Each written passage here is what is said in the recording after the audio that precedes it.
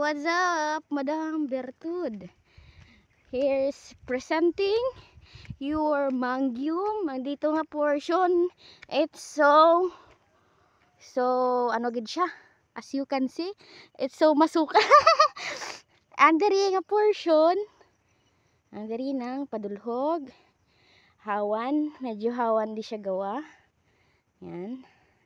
Ang sa dito sa ubos, may mga kahoy-kahoy man, pero gamay lang guro nga hagbas, okay na na siya.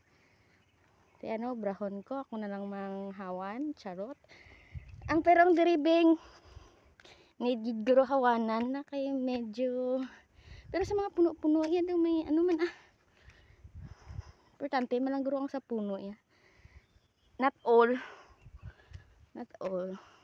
Mo siya, dagko na siya. Tapos diri, pakita mo man na mga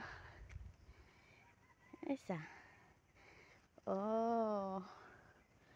Dapat siyang duta ko ba?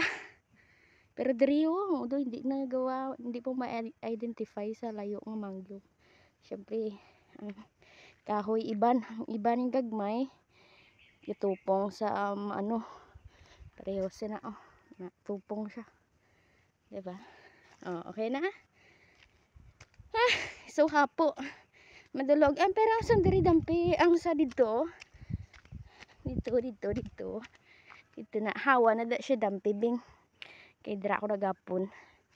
Dira ko na nga. Huy gapon. Hawa na da siya mga sa puno. Ari lang gid ang medyo gid guro.